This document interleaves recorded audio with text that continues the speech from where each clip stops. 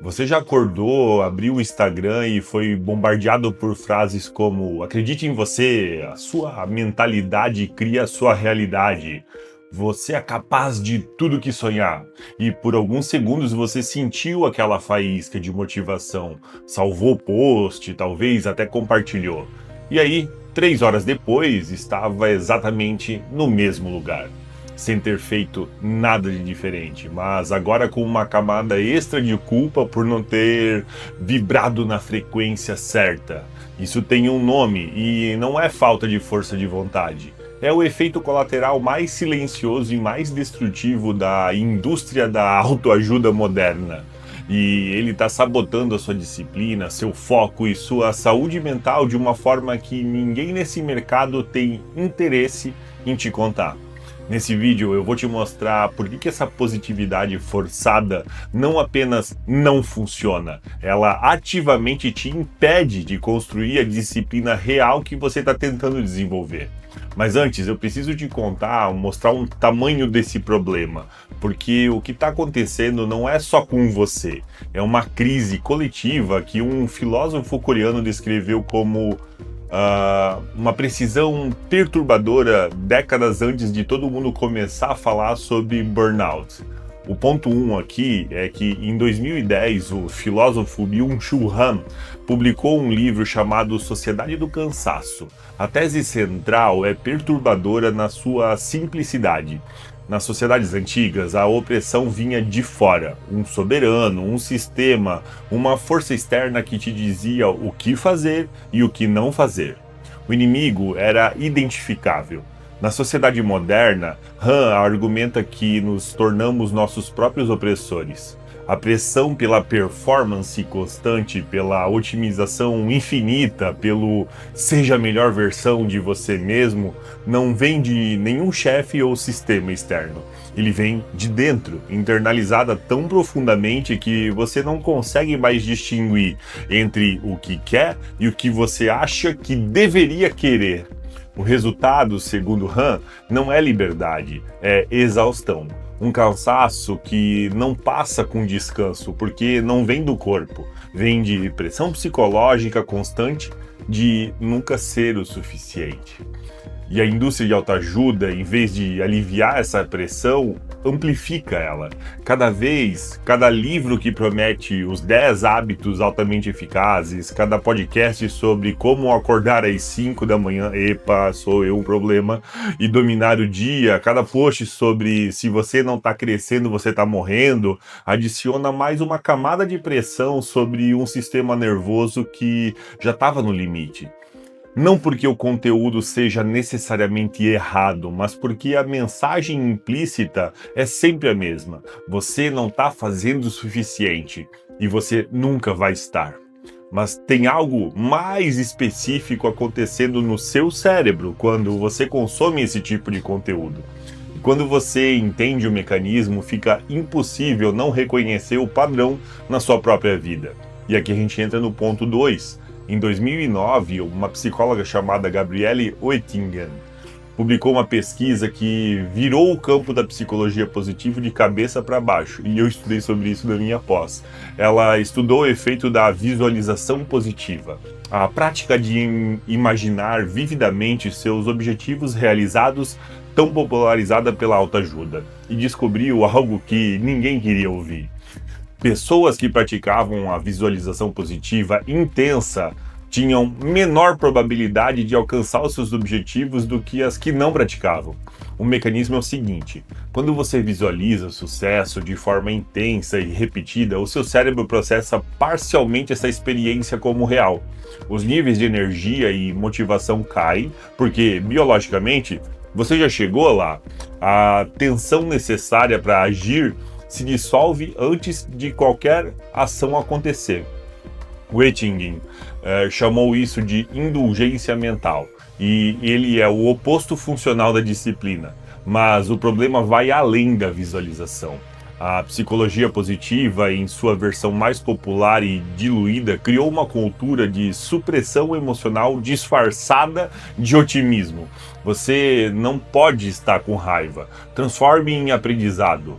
Não pode estar triste, Foque em gratidão.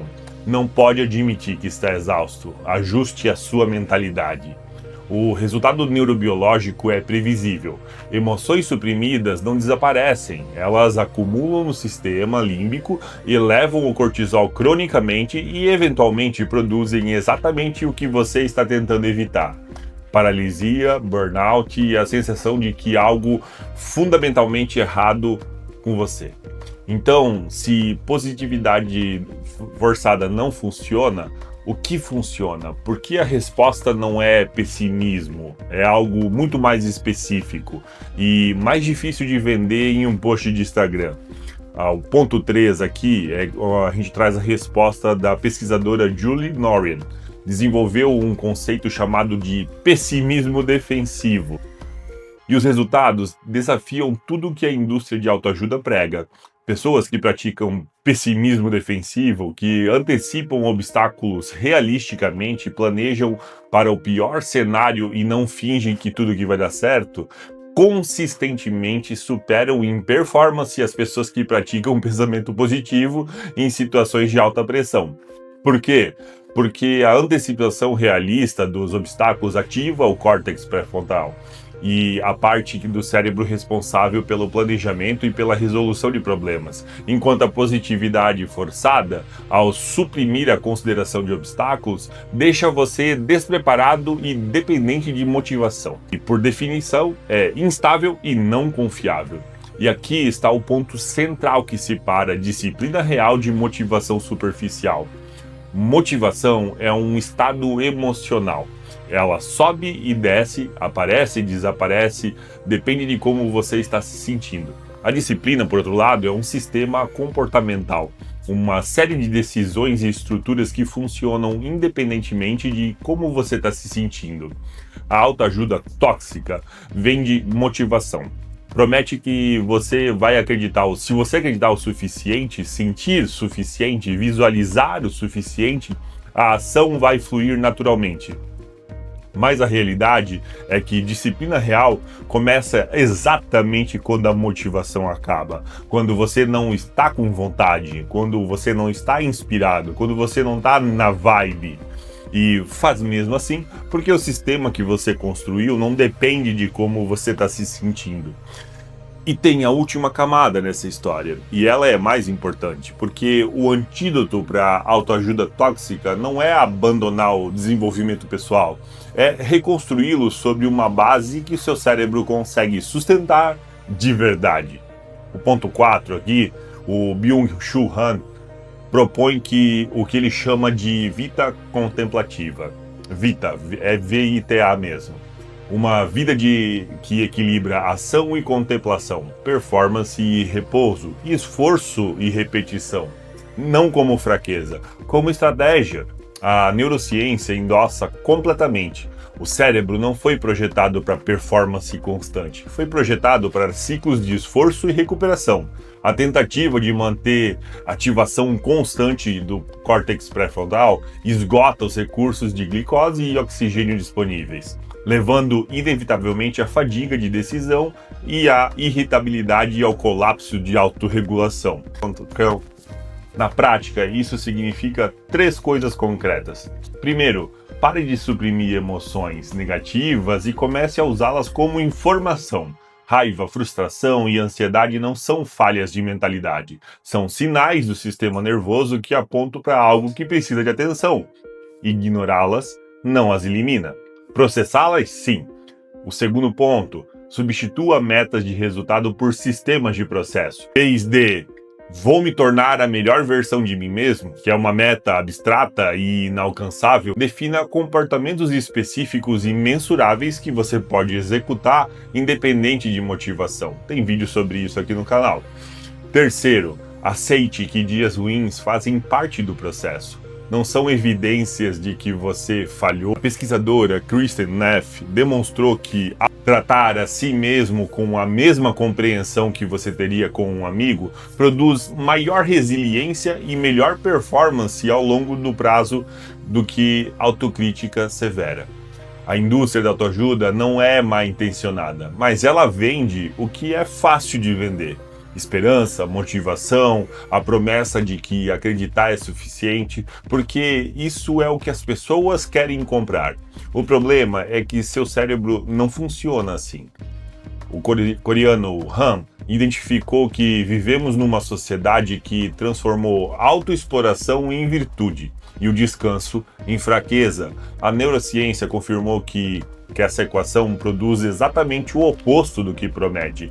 Disciplina real não nasce de positividade forçada, nasce de honestidade. Sobre onde você está, sobre os obstáculos reais que estão por vir, sobre o que você consegue sustentar de verdade no longo prazo. Nasce de sistemas, não de motivação, de autocompaixão e não de autocrítica, de ciclos de esforço e recuperação, não de performance constante. Você não precisa de mais um post motivacional, você precisa de uma base real. E essa base começa quando você para de fingir que está bem quando não está e começa a construir algo que funciona exatamente nos dias em que você não está. Clica e se inscreve no canal para os próximos vídeos. Um abração.